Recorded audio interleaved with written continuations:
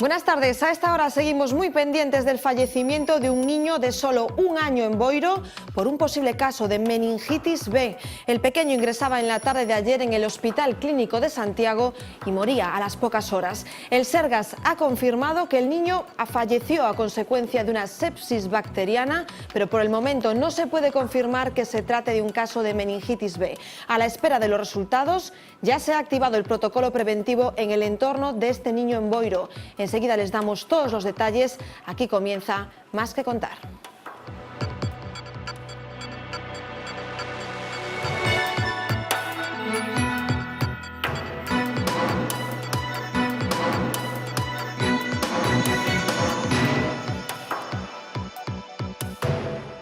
Yo no voy a tener comunicación con ustedes. Yo tengo que aplicar el derecho una vez que ustedes hayan fijado los hechos. Muy pendientes, seguimos también del veredicto del jurado popular en el caso Asunta Basterra. Desde esta mañana los 9 componentes de este jurado se encuentran aislados, deliberando. Ellos serán quienes determinarán si los hechos están probados y lo harán contestando a 21 preguntas. El magistrado Jorge Cid se reunía esta mañana con las partes para elaborar el cuestionario y a mediodía para explicarle al jurado las normas. El veredicto podría conocerse mañana mismo.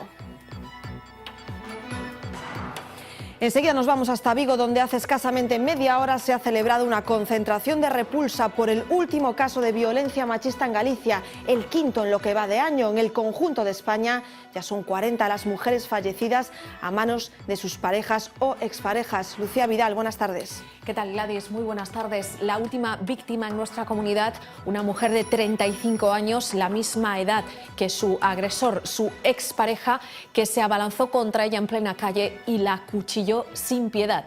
Él ha ingresado ya en prisión. Los terribles acontecimientos tenían lugar este sábado en la localidad pontevedresa de Ponte Sampaio. Conchi no había presentado denuncias previas por malos tratos. La relación se había roto hace poco y al parecer él no había encajado bien la ruptura. De hecho, había insistido en volver en varias ocasiones. Hoy en las páginas de La Voz de Galicia leemos el estremecedor relato de un testigo que se despertó alertado por los gritos de la mujer y que al asomarse al balcón vio cómo él la cosía a puñaladas. Cuando bajaron para ayudarla, ella estaba ya agonizando. Otras víctimas, las del accidente de Angrois, llevan meses denunciando las deficiencias de la línea y del tren. Ahora en un documental van un poco más allá. En Frankenstein, que así se titula la cinta, se estrena mañana en la Seminci de Valladolid, se habla del sobrepeso del Albia en el que murieron 80 personas. Hoy le hemos preguntado por esta cuestión a Julio Gómez Pumar, de visita en Galicia. El actual secretario de Infraestructuras, antes presidente de Renfe, llegó a estar imputado en este caso. Asegura que ellos están dispuestos a aportar toda la documentación que les pidan desde el juzgado. Nosotros lo que tenemos que hacer es poner, como llevamos haciendo desde el primer momento, todos los documentos de carácter técnico, toda la planificación a disposición del juez y de los peritos para que ellos valoren todos los aspectos que tengan que valorar. No tenemos otro deseo que toda la colaboración con las autoridades judiciales. Los conductores que se los encontraron se quedaron pasmados en plena autopista entre Padrón y Santiago. 3 caballos al galope. Uno de ellos fue cazado antes, pero otros 2 llegaron al peaje de Teo recorriendo unos 15 kilómetros de autopista. A su dueño se le habían escapado en Padrón tras sufrir una caída y se colaron en la AP9.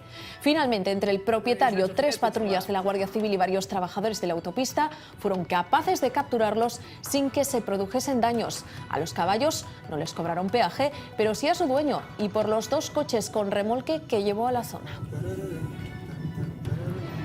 También en la AP9 se coló donde no debía una señora de 85 años que circulaba en sentido contrario. Varios conductores llamaron entonces a la Guardia Civil para advertir de la peligrosa situación. Las fuerzas de seguridad la detuvieron a la altura de Cambre, despistada, desorientada. Además de ponerle una denuncia por infracción grave, los agentes han propuesto que se haga un examen médico para comprobar si es apta o no para conducir. Es sin duda una de las noticias más sorprendentes del día, esa que dice que embutidos y fiambres varios pueden causar cáncer. Y no lo dice cualquiera, sino la OMS, la Organización Mundial de la Salud. El consumo excesivo de carnes procesadas, piensen en salchichas o bacon, por ejemplo, aumentan el riesgo de contraer cáncer, especialmente de colon. Además, el organismo matiza que la carne roja probablemente sea también cancerígena. Como siempre, la lectura de hacerse con cautela. Los profesionales aclaran que los riesgos se minimizan con un consumo razonable de estos alimentos. Vamos, que si tenían pensado cenar un poco de jamón, tampoco se preocupen en exceso. De otro alimento, de la leche, se ha ocupado hoy la nueva conselleira de Medio Rural, Ángeles Vázquez. Ha visitado una granja en Palas de Rei, en Lugo, por la tarde. Ha animado a alcaldes y portavoces del PP de la provincia de A Coruña a unirse a la promoción de leche galega 100%, justo en el día en que conocemos nuestros hábitos de consumo lácteos. España presenta uno de los más bajos, 54,71 € por habitante y año, lejos de los más bebedores de leche, que son Irlanda, Holanda y Reino Unido. Nuevo mazazo para aquellos que pedían justicia para Jimmy. Si hace unos días se cerraba la instrucción del caso, hoy la Audiencia Provincial de Madrid ratifica la puesta en libertad de los 4 presuntos autores de su muerte. En el auto, los magistrados desestiman los recursos interpuestos por la Liga de Fútbol Profesional, la acusación particular y la Fiscalía. Consideran que su puesta en libertad está plenamente justificada en base a los testimonios ofrecidos por 2 agentes de movilidad y el taxista que grabó el vídeo. En ese vídeo se ve cómo la persona que es arrojada al río en primer lugar no es Jimmy, sino otro aficionado. Contra este auto no cabe ya ningún tipo de recurso. La rocambolesca historia del helicóptero siniestrado en aguas de Canarias abre una nueva vía de investigación. Ahora se baraja que pueda tratarse de un secuestro. Esto es al menos lo que piensan los familiares de los 3 militares desaparecidos. Hoy se cumplen 4 días sin noticias de ellos, sin noticias de los tripulantes del Super Puma español. La otra línea en la que trabaja Defensa es que los cuerpos puedan estar en el interior de la cabina, aún sin localizar.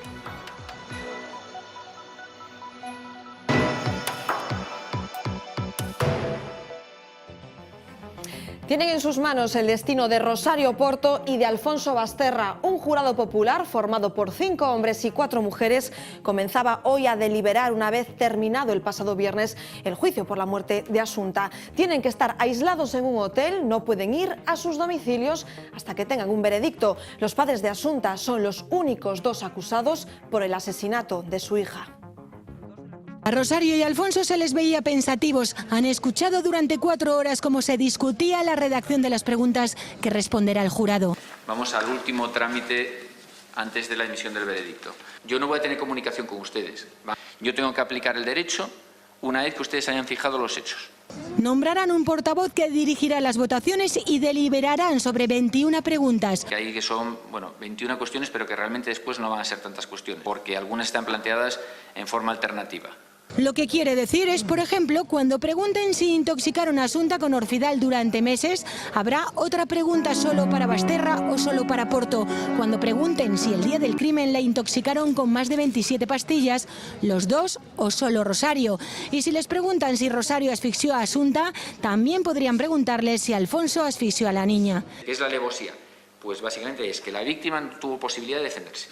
¿Puede ser autor quien interviene en el homicidio sin realizar materialmente la acción que se castiga, la de matar? La jurisprudencia lo admite, la coautoría, si se dan unos determinados requisitos. En casi todas las preguntas se necesitan 7 para hecho desfavorable, o sea culpable, y 5 para inocente. Si no llegan a los 7 votos, por más que deliberen, se podría repetir el juicio. Esta mañana era el propio magistrado quien hacía llegar al jurado las preguntas. Tendrán que responder a 21 cuestiones, aunque unas pueden anular a las otras. Son preguntas tan concretas como las que están viendo y tienen que ver con la autoría de la sedación de la niña, con el traslado de Asunta a la casa de Teo, donde supuestamente fue asesinada, o quién fue el autor material de los hechos. El jurado puede deliberar el tiempo que necesite. El veredicto podría conocerse mañana. Las respuestas que den a estas preguntas tienen que estar siempre argumentadas. Un niño vecino de Boiro ha fallecido por una infección bacteriana en el Hospital de Santiago. Sanidad todavía no ha concretado a qué se debe esa infección, aunque todo indica que se trata de un contagio de meningitis B. Paloma Ferro tiene todos los datos. Posible caso mortal de meningitis B en Galicia. Un niño de 1 año ingresaba ayer por la tarde en el Hospital Universitario de Santiago y fallecía a las pocas horas. Sanidad confirma que se trata de un caso de sepsis bacteriana, es decir, una reacción inflamatoria grave producida por una bacteria. Lo más probable es que esa bacteria sea meningococo B, por lo que hablaríamos de otra muerte de un menor en Galicia a causa de meningitis B. Pero todavía no se puede confirmar porque tanto la Consellería como el hospital están a la espera de los resultados de los análisis. Por el momento ya se ha activado el protocolo de prevención para su entorno más cercano, es decir, su familia y también sus compañeros de guardería. Todos ellos tendrán que tomar antibióticos durante unos días. La escuela infantil a la que acudía el menor, situada en la zona de Osaltiño, abría hoy sus puertas con normalidad, pero cuando los padres conocieron la noticia fueron a recoger a sus hijos por miedo al contagio. El Sergas ha pedido a los padres que mañana lleven a sus hijos a la guardería porque dice que los expertos aseguran que el riesgo de contagio es bajo. La Xunta matiza que por el momento se trata de un caso aislado, no un brote. Llama por tanto a la calma de una sociedad, la gallega, muy sensibilizada con la meningitis B. Nuestra comunidad es la tercera en incidencia de esta enfermedad, que no es común, pero sí es grave y puede ser letal. Y hay casos recientes. En 2013 en Bayona moría una niña a causa de meningitis B. Este año en el municipio coruñés de Arteixo han muerto 2 personas por culpa de esta enfermedad, entre ellas un niño de 3 años. Es por eso que tanto padres como médicos pidieron que se incluyese la vacuna contra la meningitis B en el calendario oficial de vacunación. A pesar de las decenas y cientos de movilizaciones, no consiguieron eso, pero sí han conseguido que se venda en farmacias, eso sí, pagando unos 100 euros por dosis. Cientos de personas han acudido esta tarde a la iglesia de Ponte Sampaio en Pontevedra para despedir a la última víctima de violencia machista en Galicia. Al mismo tiempo, por toda la comunidad se celebraban concentraciones silenciosas en recuerdo de Concepción Reguera. En la madrugada del domingo fue apuñalada presuntamente por su expareja en plena calle donde abandonó el cadáver. Algunos vecinos vieron al presunto agresor abandonando la zona, lo que fue clave para que la policía pudiese localizarlo y arrestarlo. La mujer de 38 años regentaba el único chiringuito de Ponte Sampaio que precisamente ardía hace una semana, dejando la instalación destrozada. Se desconoce si este hecho tiene que ver con la mala relación con su expareja, pero no existían denuncias previas por malos tratos. Conchi es la 5ª víctima de violencia machista en Galicia en lo que llevamos de año. Solo una había presentado denuncias previas por malos tratos. Galicia es la 7ª comunidad española en número de llamadas al 016. El teléfono de atención a las víctimas es gratuito y no deja rastro en la factura telefónica. María Isabel Fuentes fue la primera de esta lista negra del 2015. Vecina de Berín, de 66 años, fue asesinada por su marido en el hospital de Ourense, donde se recuperaba de una agresión anterior del mismo hombre.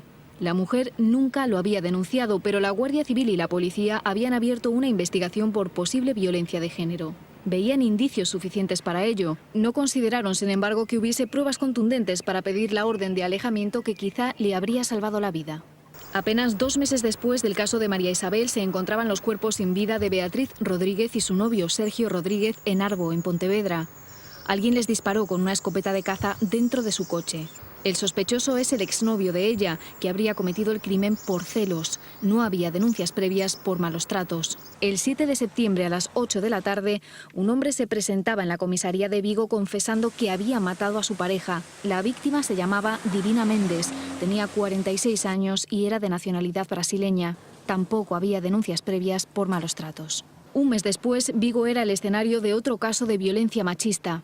Silvina de Oliveira, de 33 años y nacionalidad portuguesa, murió por los golpes que le propinó su pareja. Después de matarla, la escondió en un armario y se suicidó a base de drogas y pastillas. Sus cuerpos fueron encontrados 2 días después. Sus riñas eran habituales y ella llegó a acudir a una peluquería para que le maquillasen las marcas que le dejaba su novio. En este caso sí había denuncias previas por malos tratos, 2, pero en ningún momento ella se atrevió a declarar.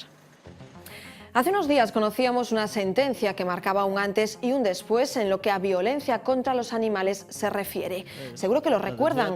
Un vecino de Palma de Mallorca entraba en prisión después de haber matado a palos a su caballo. El propietario de este animal se ensañó con él después de haber perdido una competición deportiva. Este hombre se convertía así en el primer condenado por maltrato animal que entra en prisión en España, en concreto 8 meses entre rejas. Aunque la condena es inferior a 2 años y podría haber evitado su ingreso en prisión, la magistrada del caso consideró que la suspensión del cumplimiento de la pena podría ser antipedagógico. Es el último episodio de una larga lista de atrocidades que han puesto de manifiesto casos de maltrato animal, pero hay lamentablemente muchos, podríamos decir que muchísimos más, Lucía. Pues sí, casi da miedo buscar en Google, teclear maltrato animal y la cantidad de casos que nos aparece, así que vamos a hacer un somero repaso por alguno de ellos. Seguro que recordarán a uno que nos toca muy de cerca porque ocurrió aquí en Galicia. Una vecina de Sarria era llamada a juicio tras haber arrojado al río una bolsa con 12 cachorros de perro dentro. 2 pescadores fueron testigos de los hechos, de hecho los rescataron, pero ya era demasiado tarde. Todos los ejemplares murieron, seguramente por la desnutrición que sufrían, habían sido apartados de su madre nada más nacer, cosa que no se recomienda obviamente, y estuvieron sin alimento varias horas. Su estado se vería agravado por el golpe que recibieron al caer y por la humedad. La mujer de 44 años fue detenida, imputada por un supuesto delito de maltrato animal. Se salvaron in extremis de un trágico desenlace, aunque en sus nombres llevan marcada su triste historia. Se llaman Chapa y Pote y fueron víctimas de otro desalmado. Junto a otro compañero que corrió peor suerte, fueron encontrados hundidos en una balsa de alquitrán en Cartagena. Cruce de podenco y galgo, razas ambas usadas en la caza. Los 2 supervivientes fueron trasladados a un refugio de Murcia, donde los limpiaron con aceite de girasol y lavavajillas. Aunque sus órganos resultaron afectados, no padecen daños irreversibles. Año 2004, un vecino de Aguiño, Ribeira, golpea brutalmente a su perro, un pastor alemán que además estaba atado, indefenso. La razón, si es que se le puede llamar así, que dio es que al can le gustaban mucho las gallinas, vamos, que se las comía. Las imágenes fueron grabadas por un vecino y dieron la vuelta al mundo.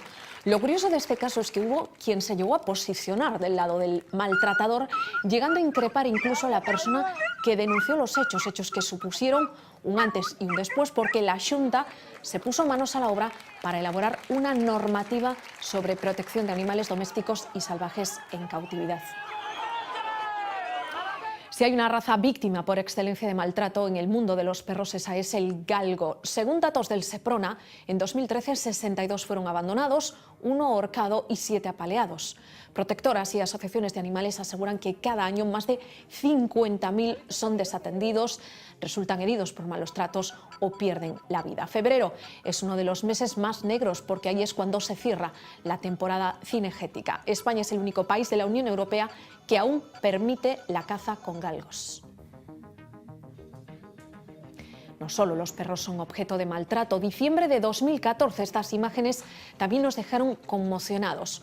Una yegua muerta, otro caballo moribundo y 2 en muy mal estado, incapaces de levantarse del lodazal en el que están metidos, en una finca de Gosende, en Cerceda, como consecuencia de la dejadez y el abandono al que fueron sometidos por parte de su propietario. Varios colectivos han denunciado casos como estos de caballos con cepos en las patas o con cadenas y cuerdas que limitan su movilidad, toda clase de artilugios que provocan daños de diferente consideración, en los más graves hasta mutilación de las pezuñas. Según la Asociación Animalista Libera, desde 2011 se han documentado 134 casos de maltrato equino en Galicia. Solo se tiene constancia de una sentencia en 2013 en la provincia de Pontevedra. Hoy nos preguntamos en Más que Contar si precisamente ese primer caso de encarcelamiento por maltrato animal va a suponer un antes y un después, o si el hecho de que imágenes tan duras como las que acabamos de ver nos hacen reflexionar realmente como sociedad. Esta tarde nos acompaña en plató una persona que ha trabajado y trabaja intensamente en este tema. Él es profesor de Filosofía Moral en la Universidad de Santiago. Óscar Horta, ¿qué tal? Buenas noites. Hola, buenas noites, ¿qué tal? Retrátanos un pouco como sociedade estas imaxes que acabamos de ver, Óscar, ou son simplemente casos illados? A ti que che parece? Non, desde logo que non son casos isolados, o que fan é, de alguma maneira, por de manifesto a actitude que é moi extendida, que se mantén a día de hoxe na sociedade, aínda que está a comezar a mudar. A día de hoxe, pois, os animais son vistos como cousas, como obxectos que podemos empregar, pois, como nos pete. Como resultado diso, pois, é normal, de feito, que acontezan cousas como isto. Mais ben, o estrano sería que non nos atopásemos casos así, cando efectivamente pois esta visión dos animais, xa digo, como cousas, como seres polos quais non temos que ter absolutamente ninguna consideración, pois é tan espallada. A ti pareceche ben que se fagan públicas este tipo de imaxes? Reforza un pouco a conciencia como sociedade ou parece que non están causando ningún impacto? Eu penso que efectivamente sí están a causar un impacto e penso que ese impacto ademais vai da vía dunha transformación na nosa sociedade, algo que xa apuntaba con anterioridade. Realmente esa visión que xa indiquei de que pois, os animais están aí ao noso servizo para que os empreguemos como queremos, a día de hoxe está a mudar. Cada vez é máis xente a que se cuestiona iso e cada vez é máis xente tamén a que se pregunta por que razóns podemos ter para tratar os animais como nunca aceptaríamos que se nos tratase a nos mesmos. Porque, de alguna maneira, tamén isto o que ven sendo é un reflicto, un amosamento de como a nosa sociedade tamén vai progresando pasiño a pasiño, a modiño, desde un punto de vista moral. Ainda non hai moito tempo, podemos pensar que as mulleres non tiñan dereito ao voto, por exemplo. A situación das mulleres pois sigue sin ser, desde logo, a desexável. Xa antes disto vimos as novas de agresións ás mulleres e de asasinatos, mas con todo parece que xa non son tan aceitáveis como no pasado. E o mesmo penso que está a acontecer no caso da defensa dos animais. Cada día máis xente se pregunta por que facerlles a eles o que nunca nos faríamos a nós e chegan á conclusión de que efectivamente non hai ningunha razón que justifique isto. No que ti escribes, Óscar ten un blog precisamente con este tema da defensa animal, diz que moitas veces a xente que defende os dereitos dos animais son tratados como persoas un pouco raras. Sí, pero isto realmente acontece porque hai un pouco de cegueira frente a isto. É unha cegueira que, por exemplo, é bastante xeral entre a clase política, por exemplo, que non se dá conta de que cada vez máis xente reivindica dereitos para os animais, reivindica que os animais non deben ser considerados como até o momento. É unha cegueira até un cambio social que está tendo lugar en moitos ámbitos.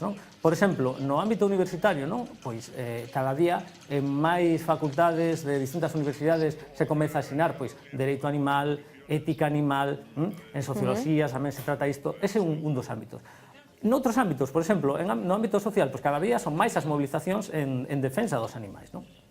E se vamos a outros ámbitos, exactamente o mesmo. No ámbito do dereito, cada vez vemos que se fai máis presión para que haxa unha transformación.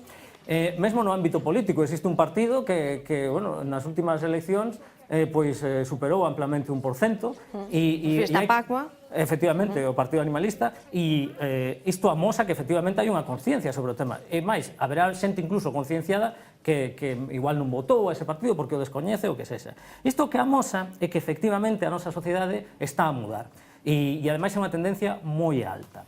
E realmente o que acontece é que moitas veces moita xente pensaba que estaba soa, pensaba, igual eu tiña unha preocupación polos animais, pero me sentía así como un bicho raro ou algo así, e realmente non é así. Realmente moitas outras persoas están a compartir tamén esta visión, e por iso eu penso que no futuro os cambios van ser moi significativos. Por último, xa, un cambio ou un elemento que nos amosa que realmente está a haber unha progresión é tamén no número de persoas que deixan de comer animais, porque non queren que os animais sexan matados ou non sexan agredidos. No caso dos veganos, entendo que te refires. Efectivamente, cada día hai máis persoas veganas. No caso galego isto é evidente, podes atopar un montón de sitios nas distintas cidades, en Coruña, en Compostela, en Vigo, onde podes comer vegano, e non só isto, sino que hai un movimento de persoas que están creando conciencia, difundindo estes novos valores ante unha sociedade que cada vez vai permeándose máis deles. A ti pareceche, Óscar, que este caso do encarcelamento deste home que matou o seu cabalo a paus tras perder unha competición deportiva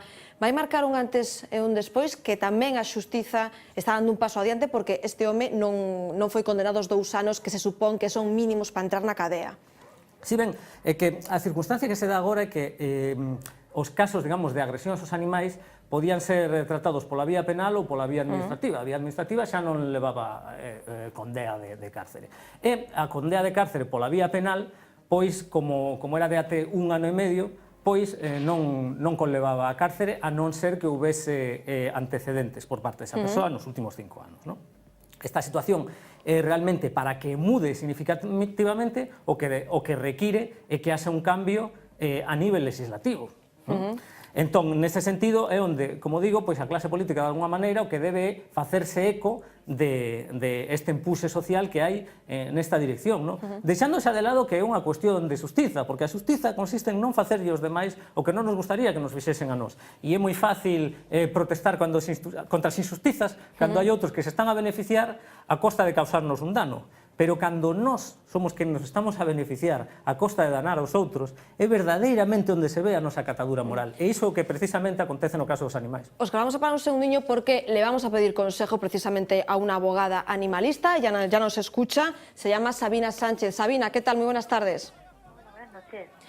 Sabina, tú conoces el caso, este caso que sucedió en Palma de Mallorca, un caballo al que su dueño mataba directamente a palos. Esta persona entró en la cárcel. ¿Tú crees que marca jurídicamente un antes y un después esta sentencia, esta decisión del juez de encarcelar a esta persona? Sí, totalmente, porque como ya sabréis seguro, es el primer caso en España en el que un condenado por maltrato animal entra en prisión. Como decía Óscar, siempre que la condena de maltrato animal nunca superior a un año, al no tener antecedentes penales la gente no ingresa en prisión, porque piden el beneficio de que se le suspenda o sustituya la pena. Sabina, si maltratamos a un animal, vamos a dejarlo ya en maltrato y en un supuesto, ¿a qué nos podemos enfrentar judicialmente? ¿Cuál es la pena máxima a la que nos podemos enfrentar? Hoy en día 18 meses. El caso del caballo se regió por la normativa, por el Código Penal anterior, antes de la reforma, y era un año máximo. Ahora la subida de 18 meses. Es una subida, simbólica. ¿Qué debemos hacer, Sabina, en tu opinión, si vemos conocemos un caso de maltrato animal? Siempre denunciar. Siempre, porque muchas veces las estadísticas no reflejan la realidad. Hay casos terribles de maltrato que la gente, por falta de costumbre o por miedo incluso, no sabe qué hacer, no denuncia. Entonces lo importante es que se incluyan en realmente las estadísticas, que los juzgados sepan, la policía, la Guardia Civil, y porque hay veces que ni siquiera hay medios suficientes para atender los casos de maltrato, las fuerzas de cuerpo de seguridad no están bien formados, no hay unos protocolos establecidos, y creo que es porque no se refleja verdaderamente los tantísimos casos de maltrato animal que hay. Entonces, incluso aunque la gente tenga miedo, que no se preocupe, se pueden hacer siempre denuncias anónimas, y además con la aplicación que tiene el Partido Animalista, PACMA, tiene una página web que se llama yodenuncio.pacma.es, te ayuda a elaborar la denuncia, te dice dónde tienes que mandarla, puede ser anónima, o sea que no hay problema. Sabina Sánchez, gracias por atender la llamada de V Televisión y por darnos esta versión, estas opiniones, sobre todo tus experiencias como jurista en este tema. Gracias. Vale, muchísimas gracias a vosotros. Óscar, ¿cómo encaixa en esto da loita animal eso de que esté instaurado tanto na sociedade algunhas permisividades como que vimos dos cabalos con cepos? Forma parte da nosa idiosincrasia? Debemos avanzar, entendo. Se estivese efectivamente na nosa idiosincrasia, simplesmente o que teríamos que facer é abandoalo. Igual que tamén no pasado, pois estaba na idiosincrasia, podería alguén afirmar, pois outra serie de prácticas que reflectían de algún modo que o que amosaban era pois actitudes discriminatorias de outro tipo, non? Entón, podemos pensar no caso de discriminacións racistas, sexistas que teñen acontecido ao longo da historia. Pois a día de hoxe, o termo que se emprega para falar da actitude que temos cos animais, ou máis ben habería que dicir os animais non humanos ou os animais de outras especies, porque os seres humanos nen somos vegetais, nen minerais, nen bacterias, que tamén somos animais, non? Entón, o termo que se emprega aquí é o termo de especismo, porque realmente podemos decir que estamos a discriminar os animais polo mero feito de que pertencen a unha especie diferente da nosa, non?